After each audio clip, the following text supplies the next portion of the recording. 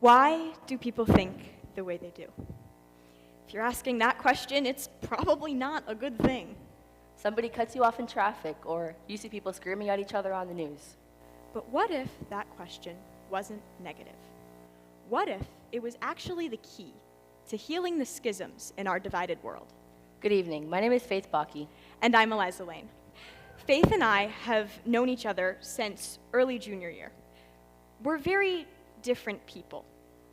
In particular, I am not religious. I'm a Christian. I'm politically liberal. I'm a conservative. And we are both strong and steadfast in our identities. As I said, we met in early junior year, but I never considered trying to be real friends with her. I honestly believed that we were just too different. Then, we discovered that we were both applying to Girls State, a summer program dedicated to empowering young women in politics and law. At Girls State, we would spend the week learning and practicing the legislative field and citizenship.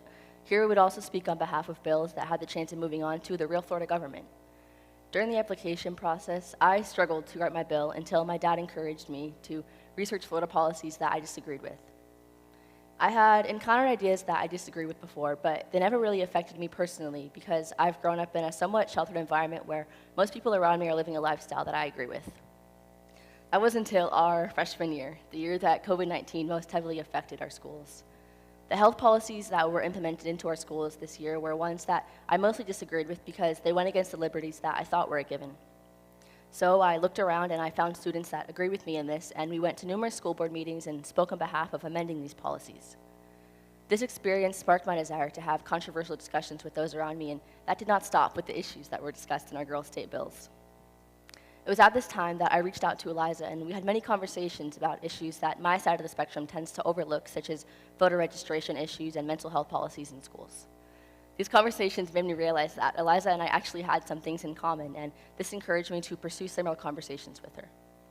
Faith's curiosity towards my beliefs was really a big step in our friendship, and her questions made me realize that there was a lot that she could teach me about herself and her life, and one of those things was Christianity. Although I'm not religious, religion interests me greatly, and suddenly I had someone to answer my questions. I distinctly remember one conversation that we had where I approached Faith and I asked her about the difference between having a religious spirit and having a relationship with God. I saw something on the internet and I was confused. From my side of the political spectrum, it can sometimes be easy to view religion negatively for its role in certain policies and beliefs, but the open conversations that Faith and I had about the Bible and Christianity helped me to push past those assumptions and achieve a fuller understanding of what the faith is about. The conversation that we had about a religious spirit, I remember leaving that conversation feeling so much lighter, feeling joy. Not only because I had a better understanding of the topic, but because I had someone to ask about it, someone who I knew wasn't judging me.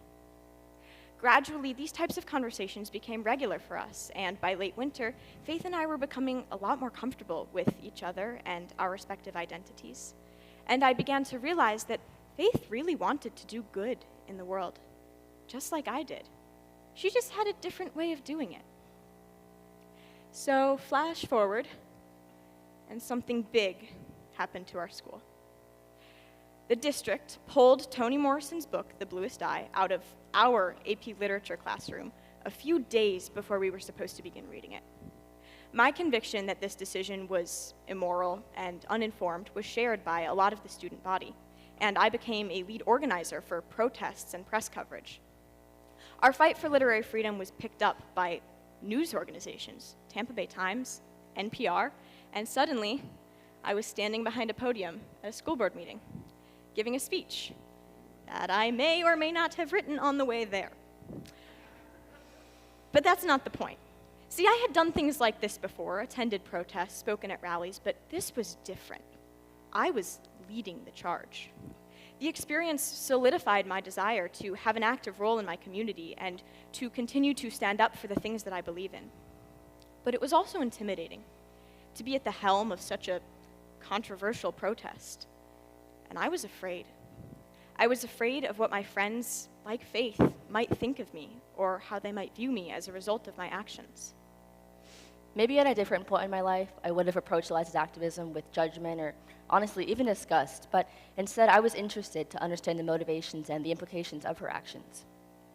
When the news about the Blue Tide came out, everybody around me was talking about it. All of the opinions and outrages seemed overwhelming and unnecessary to me, but out of curiosity, I reached out to activists like Eliza to understand the intent behind their actions. This sort of exploration of mine wasn't exactly easy for me because it wasn't highly encouraged in my family or community. We thought that what we believed was true, and so it would have just been a waste of time to reach out to people from the other side. But what I discovered was that there was a lot of value in having these sort of conversations. And I learned that I was able to be more confident in my beliefs by filling in the holes that people like Eliza were poking in my ideas. These conversations made me realize that if I went to the small Christian school that I wanted to go to as a freshman, I likely never would have met individuals like Eliza who push the importance of standing confidently in their beliefs and not just sitting comfortably and passively within them. And this realization made me really happy for the relationship that Eliza and I were growing and made for some really nice memories when we weren't so absorbed in the politics that were unfolding around us. So then summer came along. There's a timeline for you. And suddenly, we were on the bus to Girls' State. I was apprehensive that the atmosphere might be catty and competitive. I mean, these were 300 of the state's most motivated young women with a wide range of political beliefs. But it was actually really cool.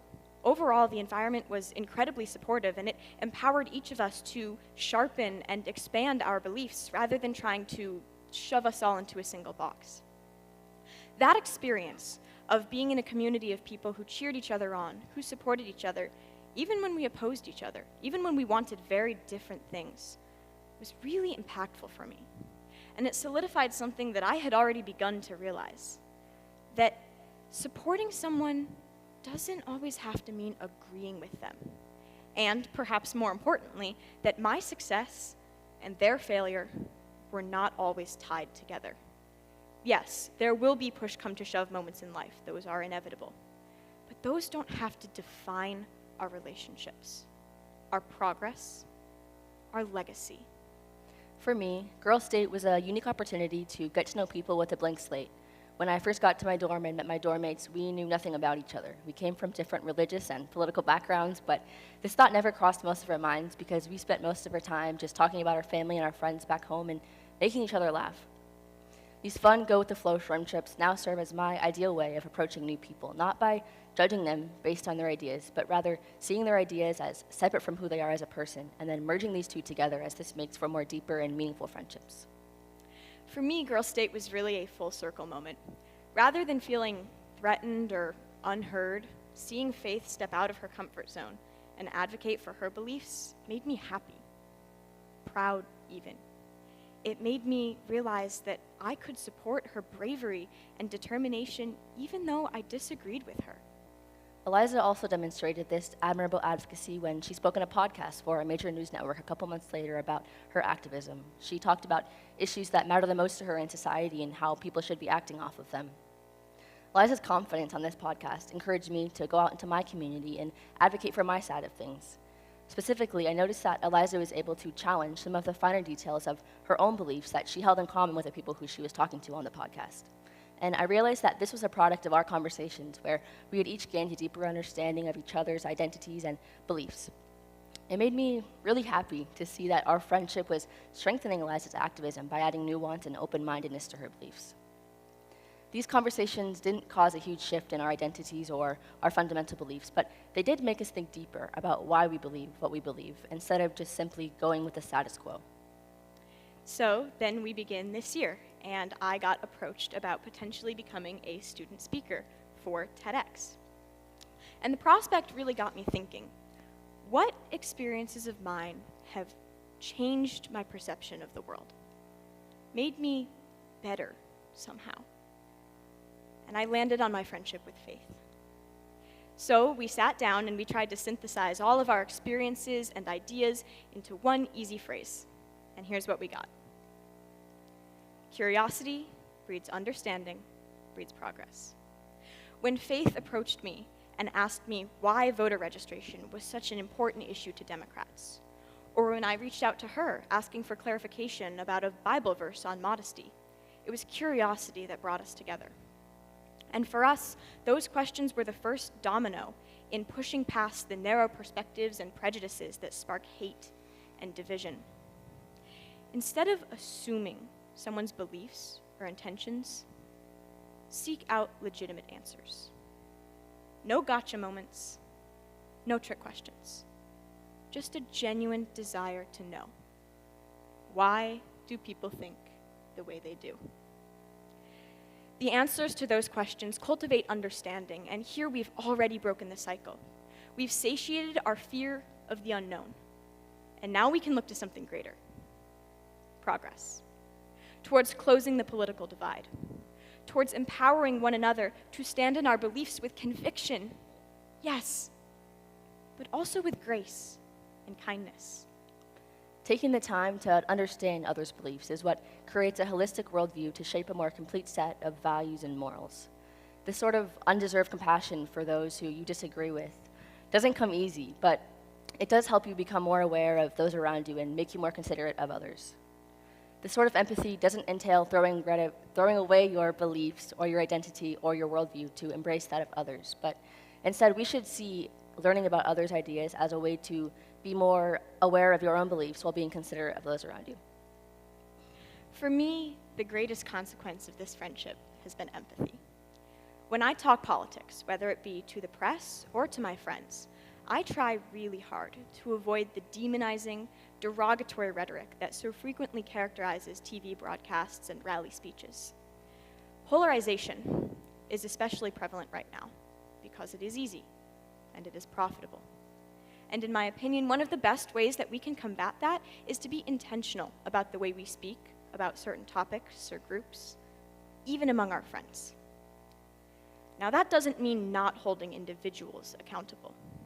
I will criticize our governor, our superintendent, even the Supreme Court, with passion and sometimes fury. This is not about standing down or giving up. We're not telling you to be silent. But for me, the sweeping generalizations and complete alienation of those across the aisle has never indicated a path towards progress. Instead, I now approach my activism with a genuine desire to understand the other side, my opposition, and the hopeful belief that most people, even the ones with whom I strongly disagree, are trying to do the right thing. My friendship with Faith has empowered me to empathize with different perspectives, and this has added depth, even humanity, to my attempts to create change. This sort of empathy does not come easy, otherwise we would all be practicing it. It takes a humble spirit to stop and say, hey, this girl standing next to me, as radical as she may seem, knows a lot that I can learn from. It takes compassion to have a deep conversation every once in a while with those who look or act differently than you because of the emotional boundaries that we put up in new environments. But breaking these walls and developing your character as a result of it can only bring society to a better place, a place where progress can be conceived amid a broken and divided world. Now, we recognize that this isn't a perfect plan to save the world. Our country's political parties aren't just going to hold hands and sing Kumbaya, and there are institutional and systemic injustices that are far more complex than two people talking. But that's just it.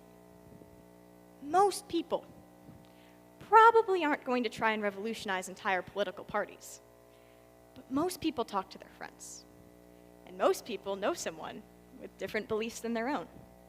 And if even some of those people, you people, start approaching those small-scale, intimate conversations with curiosity, interest, and kindness, then person by person, we start to heal our country's divide. Person by person, we achieve understanding. We make progress. We move forward. Together. Thank you.